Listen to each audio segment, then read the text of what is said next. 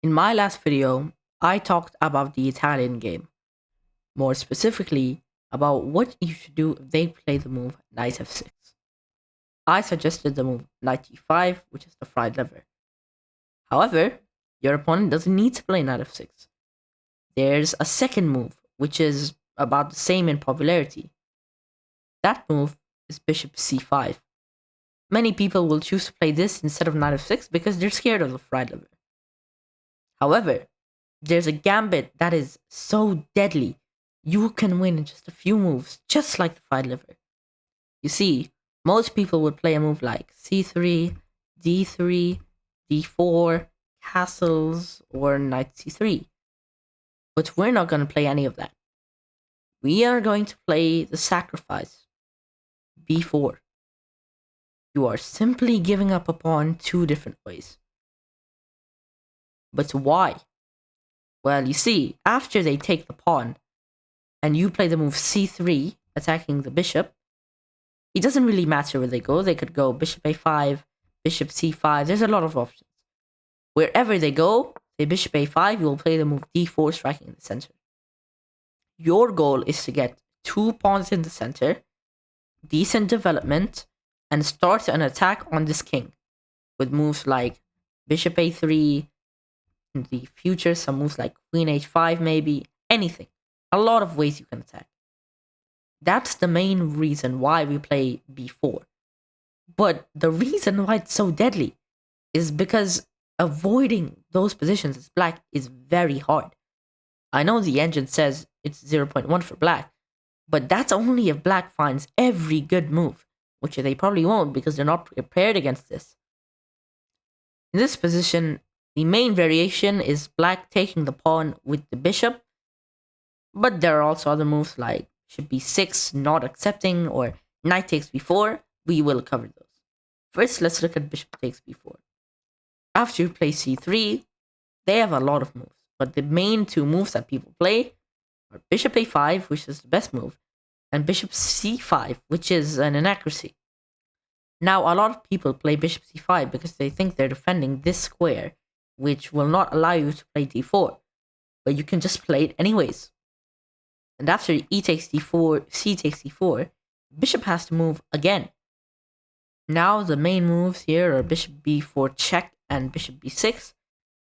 If they play bishop b6, you have a very normal position. You'll develop, you'll castle, say they play a move like d6, you just play knight c3, you have two pawns in the center, and yes, you are down a pawn temporarily, but you can make very good work of that with moves like queen b3, bishop a3. You have a decent position that you can attack your opponent with. And very quickly here, if they play knight f6, they're already losing almost. They move like e5, you are just bulldozing with these pawns. You could play moves like d5 in the future. There's so many options. Maybe the bishop coming out, the knight will develop, and their king hasn't castled yet. And I mean, the position is pretty much winning for whites. The engine gives it plus 2.5 because you have so many options. If they play the move bishop b4 check, the best move here is knight bd2. You don't want to play the move bishop d2 blocking the check, because this bishop has potential on squares like b2 and a3. If they just decide to take, that's fine. I mean, queen takes d2, d5 and e5 are on the way.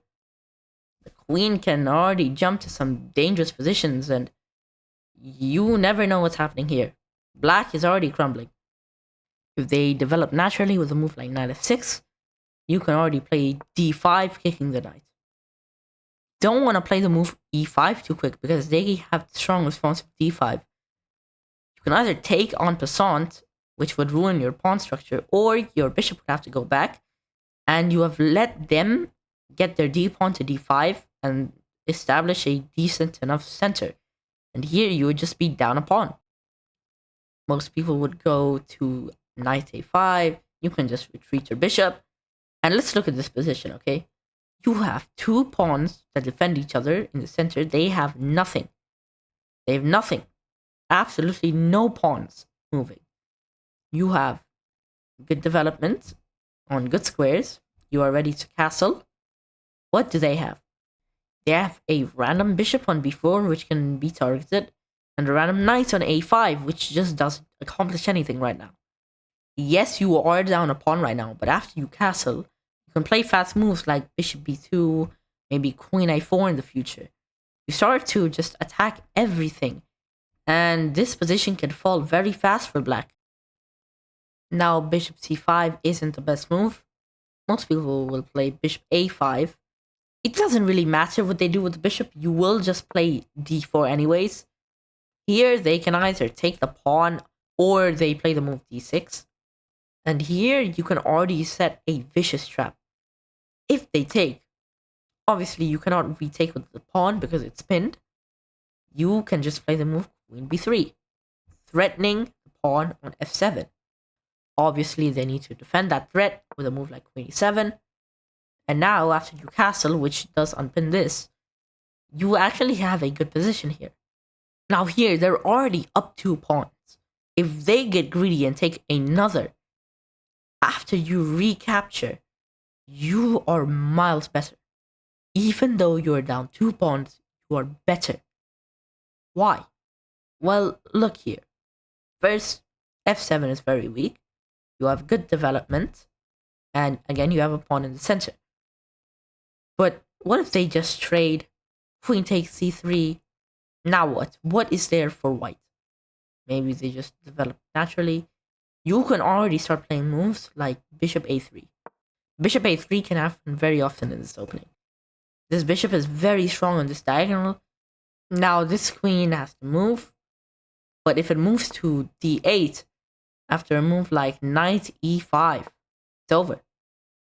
If they take queen takes e5, it's mate. It's mate. You win. You just have such a strong attack.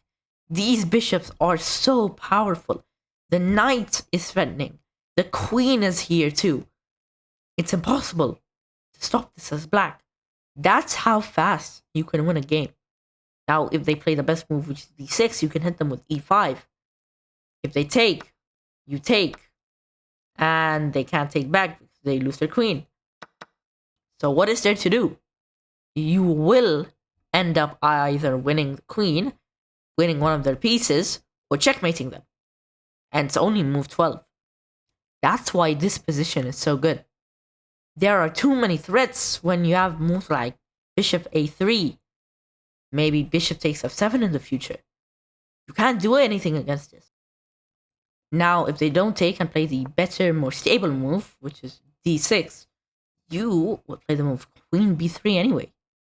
Again, you have the same threat of f7. If they play queen e7, this is actually a mistake. It's not the best move here. Why? d5. And already, black loses almost every game when they are in this position. Because most people will play moves like knight b8 or knight d8 to retreat. Say you play knight d8. You have lost the game. Queen b5 is winning the bishop and the check. It's over. The only move for them is knight d4. Now, after knight takes d4, pawn takes d4, queen a4, you are winning the bishop completely. But it can get dangerous for you. Say bishop d7, queen takes a5, queen takes e4, and it looks quite dangerous, doesn't it? But you are completely safe after the move king d1. Yes, it's dangerous. Yes, you can't castle. But if you can hold on, you are simply up a bishop. So the right move is actually queen d7. Now there's quite a lot of theory, d takes e5, d takes e5, say castles, bishop d6. There's a lot of moves here, but you will never face lines like this unless you're a very high rated player. You will never have to study any of this. You don't need to get into this.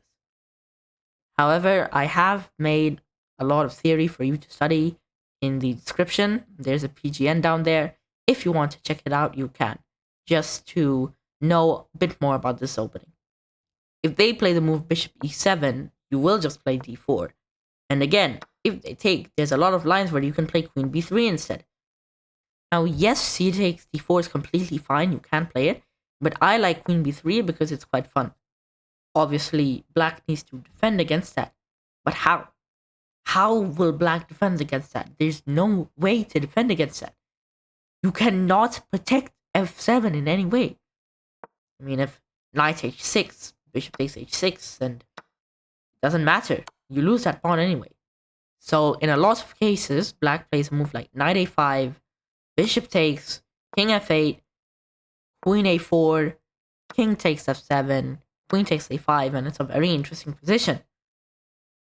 Very strange position. I mean, white could play c takes d4 next, could play queen f5 next. Maybe they want to play a move like knight e5 next. This king is very exposed. Your king can castle. That's why this is just better for white. Now, going back to this position, a lot of people playing with the white pieces do really well if they take the pawn. But what if they don't? What if they play the move bishop b6, refusing your gambit? Here, I like playing the move a4, sending your pawns marching in. They will have to play the move a6 to make sure the bishop can escape. Now there's a lot of moves. Castle, d6, c3. Just a few moves. What you're going for here is you have a solid center. You have these pawns that are marching in. They could start some attack on the queen side soon. You aren't down any pawns. This is equal. And you're just gonna play how you normally would. You could play moves like bishop g5 soon, maybe. Knight d2 is a possibility. There's a lot of stuff. But it's not bad if they don't accept it. Just play this position out normally and you'll be fine. If they just take knight takes b4, it's really just the same position as if they played bishop c5 after this. You don't need to learn anything, it's fine. Now, everything that I've shown you is the mainline Evans Gambit theory. But you don't even need to take this pawn. You can play the super tricky move of castling. Again, if they take this, they're in trouble. Why? Not queen b3. It's bishop takes f7. Brilliant move. Because after king takes f7, queen d5, you win the bishop back. This is very similar to the Scotch Gambit. You get into positions like this all the time if you play that open. And if you play that, you know after king e8, you give this check first. If they block, now you take.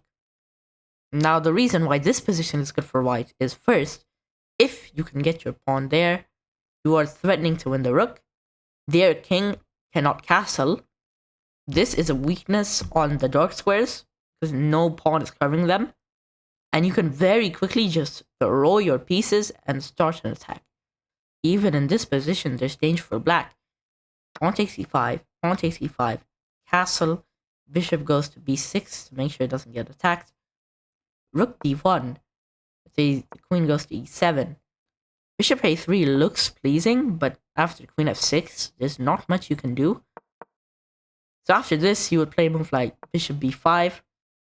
Bishop d7 looks like the most natural move, but it's not good because after bishop a3, queen f6, you can play moves like c4. You're looking to play maybe c5 in the future. It's quite complicated, but it's also dangerous for black. So after bishop a3, queen e6, you could trade the queens off, but I like playing the move bishop c4 instead. Because here, there is a disgusting trap. First, if queen f6, you will play the move bishop takes f7, sacrificing your bishop. Queen takes, king f7, and rook d7. Now your rook is on the 7th rank, this king can't castle. You know the deal. This happens a lot where the king can't castle, it's exposed, and you can start a really good attack. If they don't play queen f6, play queen g6 instead, you can play the brilliant move rook takes d7. Incredible. If king takes, you will play bishop takes, queen f6, queen d5 check, and black is pretty much dead. King c8, you can take this now. The attack on this king is too immense. You're also up 2 pieces for a rook. It's over. And I mean, even going back to here, there's a lot of moves. You could literally just sacrifice your rook on d7. If they play queen takes d7, you win after knight takes d5. It's over. There's too many attacks everywhere, and you have won. But they can just play king takes d7, and now you have pretty much just lost an exchange. The engine doesn't hate it, but as for you, a human, it wouldn't be great. There's just traps everywhere. I mean, they played pawn d6. You could even play just pawn d5 straight up. If they move the knight anywhere, queen a4, you win the bishop. Game over in 10 moves. It's that easy with this opening. The Evans Gambit has so many layers to it, but you don't need to learn all that. You can just stick with these basics and you will be fine.